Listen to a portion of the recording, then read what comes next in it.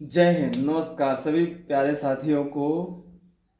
आप सभी से मैं ऐसी अपेक्षा करता हूँ कि आप लोग फिजिकल बेहतरीन तरीके से कर रहे होंगे, पहली बात।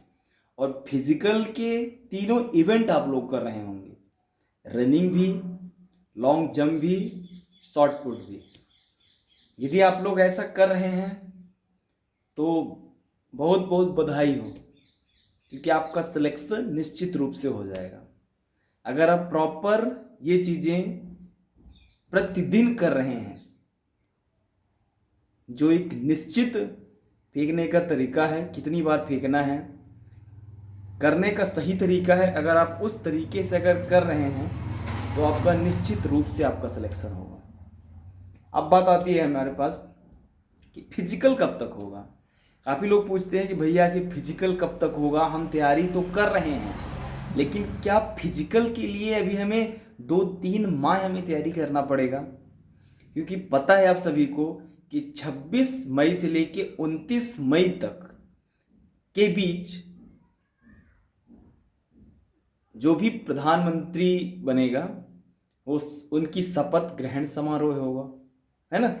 तो इस बीच तो ऐसा लोगों का मानना है कि फिजिकल की संभावना ना के बराबर है। लेकिन मैं आपको बता दूं कि फिजिकल, देखिए, पहला तो मेरी भी कुछ डिपार्टमेंट के व्यक्ति हैं, उनसे मेरी बात हुई जब, तो उन्होंने बोला कि अंशुल भैया, फिजिकल होने के चांसेस हैं। फिजिकल होने के चांसेस तब हैं जब चुनाव के 1 या 2 चरण चुनाव के संपूर्ण हो जाएंगे, तो अधिकतर पुलिस बल खाली हो जाएगा। और जब पुलिस बल खाली हो जाएगा तो पुलिस के फिजिकल में 300 से लेके 400 कई डीएसपी रैंक के भी अधिकारी उसमें होते हैं, तो उनकी ड्यूटी लगनी है। फिलहाल वो अभी व्यस्त हैं इस चुनाव की प्रक्रिया के कारण। तो मेरा बोलना ये है कि देखिए, फिजिकल की डेट कभी भी जारी हो सकती है। आप एक दिन में रनिंग, एक दिन में गोला और एक दिन में जंप तो आप बना नहीं लेंगे। 10 दिन भी आप करेंगे तो भी कम है, 10 दिन में भी नहीं बनेगी। मैं अपनी बात बता रहा हूँ, मैं किसी का उदाहरण नहीं ले रहा, मैं अपनी बात बता रहा हूँ। मैं प्रॉपर 2 महीने से मैं रनिंग कर रहा हूँ, शॉर्ट पुट कर रहा हूँ, मैं लॉन्ग जंप कर रहा हूँ। अभी भी जो टाइमिंग, जो गोला फेंकने की जो दूरी, लॉन्ग जंप की जो दूरी आनी चाहिए, वो अभी भी मैं हासिल नहीं कर पाया हूँ। समझ रहे हैं ना। लगभग कंटिन्यू प्रैक्टिस, इतने समय से प्रैक्टिस करने के बाद भी जो सही आना चाहिए उससे मैं अभी भी संतुष्ट नहीं हूँ। हालांकि मैं शॉर्ट पुट करता हूँ तो 27 फीट के लगभग गोला शॉर्ट पुट थ्रो होता है मेरा। लॉन्ग जंप की अगर मैं बात करूँ तो लॉन्ग जंप 16.5-17 तक लॉन्ग जंप जा पा रही है। और रनिंग की बात करूँ तो यार, रनिंग सबसे ज़्यादा हार्ड रनिंग है। रनिंग सबसे ज़्यादा हार्ड है और आपको रनिंग में अपने नंबर पूरे लाने की कोशिश करना है। पहली बात तो ये बता दो, रनिंग में आप जितना बेहतरीन आप स्कोर पर कर पाएंगे, एक बात मेरी ये सुन लीजिए कि वहाँ पे आपको धावक मिलने वाले हैं, एक से एक धावक व्यक्ति आपको मिलेंगे। और आपका सामना ऐसे धावक लोगों से आपका सामना होना है। तो आप जब यहाँ पे एक धावक रहोगे, वहाँ तो पैर में आपकी चिप चिप भी लगेगी।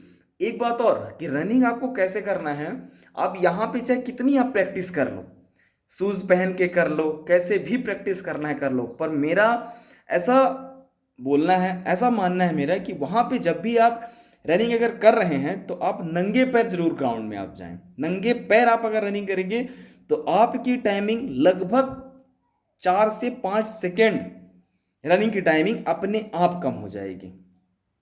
मेरा ऐसा मानना है। लॉन्ग जंप आप कर रहे हैं, लॉन्ग जंप में विशेष रूप से ध्यान देने वाली बात यह है कि अपन जब, जो अपन का टेक ऑन पोजीशन है, जहां से अपन को ऊपर की तरफ जंप करना है, वो उस लाइन का विशेष रूप से ध्यान कीजिए।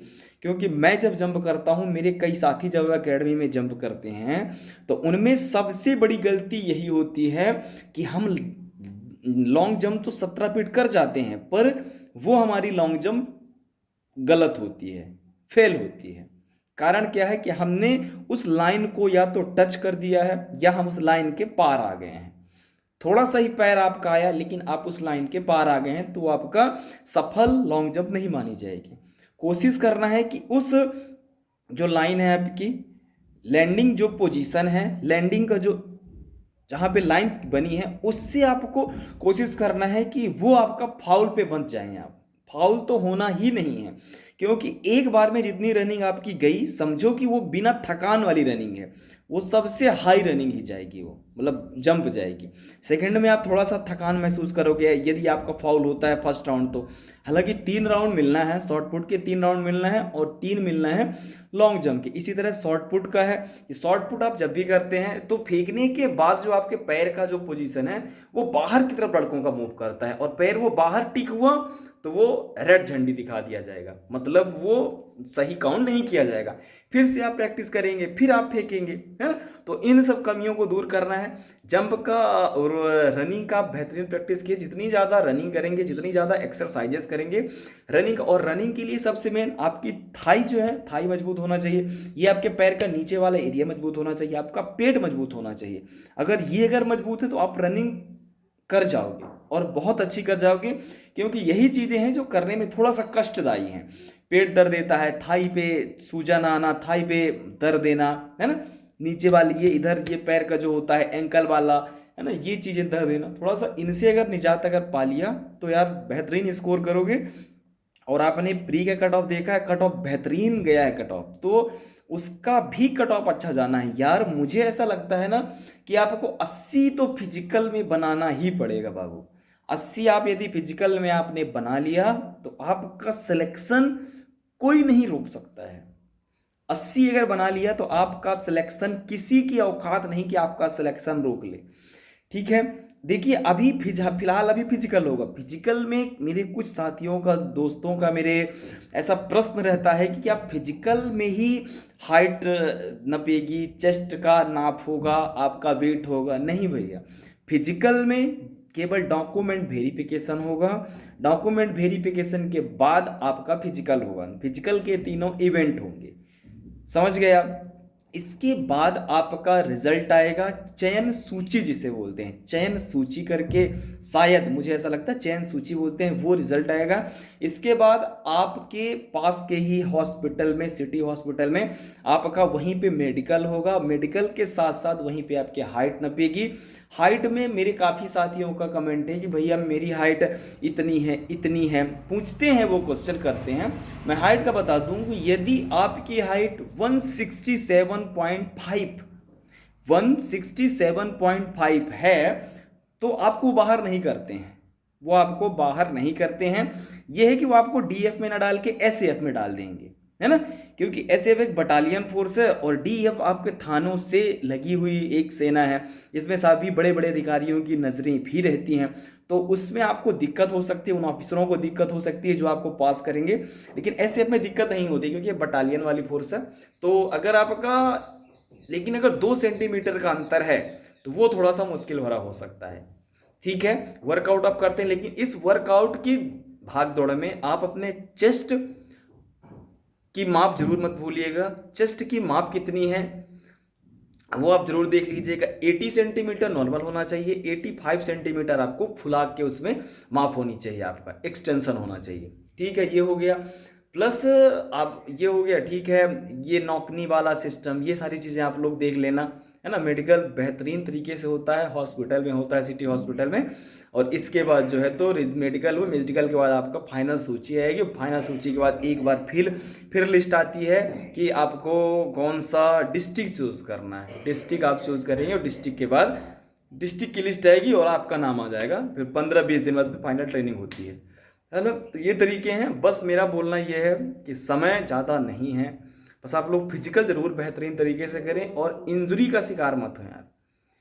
बेहतरीन रनिंग करें, बेहतरीन डाइट लें। डाइट तो महत्वपूर्ण है। यदि आप डाइट नहीं ले पा रहे हैं तो समझ लीजिए कि आपकी रनिंग का टाइमिंग, आप रनिंग कर लेंगे लेकिन आपकी बॉडी, अंदर से आपकी बॉडी जो है तो कमज़ोर होती जाएगी, है ना। तो ये डाइट का प्लान थोड़ा सा अपना सही करें और डाइट अच्छा लें, सारी चीज़ें ठीक है, नॉर्मल चलने दे, अच्छा है, सब बेहतरीन है। डीबी के लिए मैं बोलता हूँ कि डॉक्यूमेंट, अपने सभी डॉक्यूमेंट रेडी रखें। फिजिकल मार्च के बाद होने के चांसेस हैं। आपको पता है कि जिनका भी ईडब्ल्यूएस कैटेगरी से चयन हुआ है, ये ईडब्ल्यूएस कैटेगरी में आते हैं, उनका ईडब्ल्यूएस वहाँ पे चेक होगा और उनको 30 मार्च के बाद उनका जो है तो ईडब्ल्यूएस एक्सपायर हो जाएगा। इसलिए आप तुरंत ईडब्ल्यूएस के लिए आप लोग अप्लाई कर दें, जिससे आपका ईडब्ल्यूएस तुरंत बन जाए।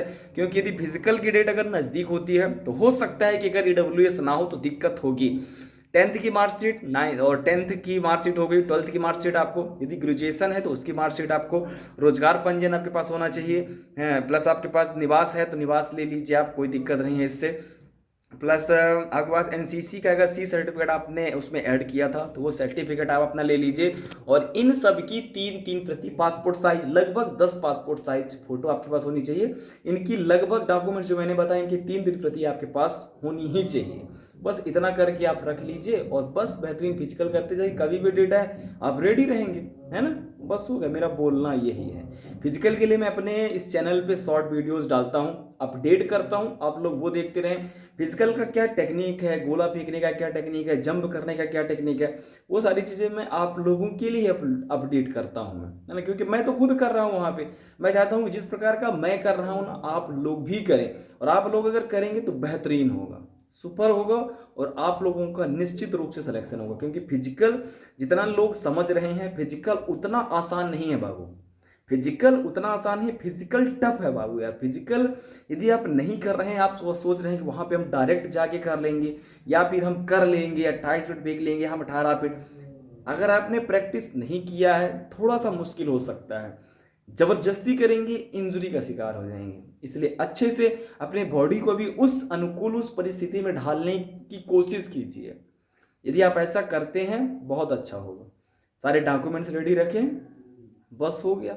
ग्रुप में रनिंग करें, अगर ग्रुप में रनिंग कहीं को मिलता है ग्रुप में रनिंग करें। गोला फेंकने वाला कोई आपका कंपटीटर मिलता है उसके साथ करें। लॉन्ग जंप करने वाला कोई कंपटीटर मिलता है उसके साथ करें। बस होगा, लॉन्ग जंप करें, एक लाइन बना लें कि इस लाइन पे मुझे टच करना है, केवल दिमाग पे वो लाइन होनी चाहिए, आप कर जाएंगे। गोला के लिए यही टेक्निक अपनाएं आप लोग। गोला फेंकने का तरीका 45 डिग्री एंगल पे फेंकना है, फुल ताकत से लगाना, पेट से जितनी तेज आवाज निकली उतनी तेज आवाज लगा के फेंकना है। देखना आप शानदार जाएगा, जितना तेज आवाज लगा सकते हो अपनी फुल ताकत लगा के गोला फेंकना। जरूरी नहीं है कि आप 20 बार गोला फेंको यार, 3 बार 4 बार ही गोला फेंको, लेकिन सही तरीके से फेंको। जरूरी नहीं कि जंप आप 20 बार 15 बार कर रहे हो, 5 बार करो, 4 बार करो, जितनी कैपेसिटी 6 बार करो, पर उतना करो जिससे आप इंजरी ना हो, आपको आप आगे भी कर पाओ। बस हो गया, मेरा सीधा यही बोलना है। बस लास्ट में भी मैं यही बोलूँगा, पूरी वीडियो में भी मैंने यही बोला, फिजिकल आप लोग जरूर कीजिए। जिनका भी नाम आया है फिजिकल आप लोग जरूर कीजिए।